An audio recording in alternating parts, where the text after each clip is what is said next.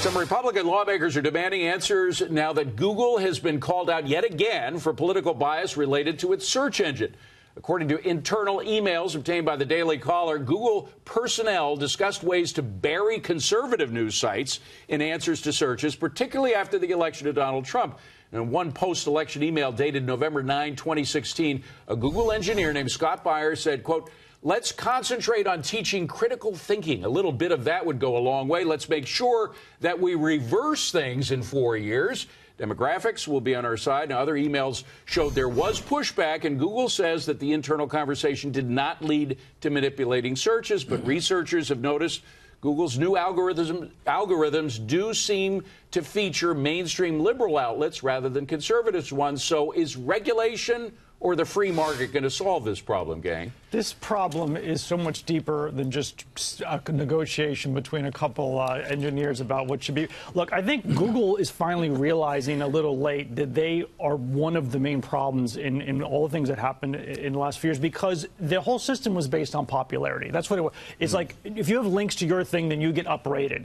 And a popularity-based system is going to lead to the president. Trump was a popular person. That's why he got elected. Now, they are now realizing, okay, this isn't good, and we can't be the censor, and we're not going to act like the op-ed page, so they're moving to what you like. And now when you go to Google News, it's what you like. So you're seeing your sources only of things you like, whether that's HuffPost or Daily Caller. What you usually search for. But I would say tech as a whole has a reputational regulatory risk right now. Look what happened with Facebook and the New York Times article last night accusing Sheryl Sandberg of actually telling her communications and policy departments to do research on George Soros. On her part, I would say that this is not unusual for a corporate house and a corporate company to do opposition research. It happens, let's be honest, but because Facebook is so zeroed in on these days that it probably got a lot more magnitude and coverage than it usually would.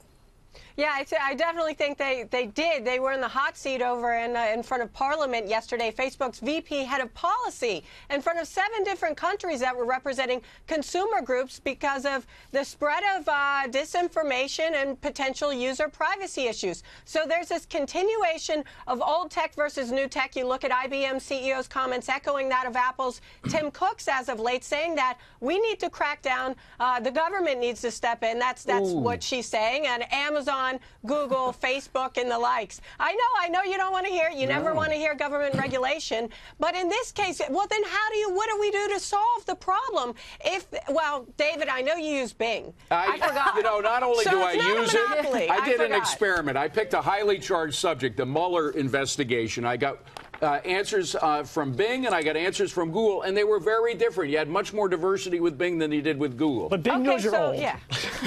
I agree. As long as they're not a monopoly, then I guess you don't step in. You don't want government stepping in with a private tech sector unless they're truly a monopoly and there's antitrust concerns. But they are. I have to tell you personally how I was running for governor of Wyoming, and I didn't know where this conference center was in a town I hadn't been before. So I hop on Google, and I turn left, turn right, and I wind up in a residential district. And I'm convinced, because I'm conservative, Google infiltrated. Oh, my gosh.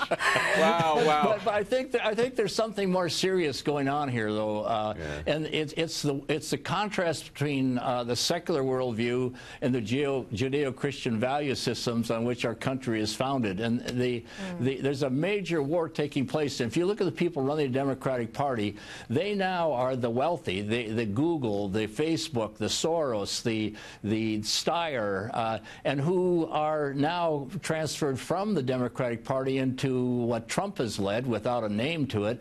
We have in that category now all the plumbers, electricians, construction workers. So the whole transformation has taken place, and I think we have to pay more attention to that contrast between the secular worldview and the Judeo-Christian value worldview. By the way, folks, forgive me for looking away. I'm looking at a side monitor here of what's going on in Argentina as they just gathered together for a group. There are going to be a number of group pictures that we're going to be taking you back to throughout this hour. So we'll continue to cover the situation in Argentina as we have this historic meeting of all of the leaders from the G20.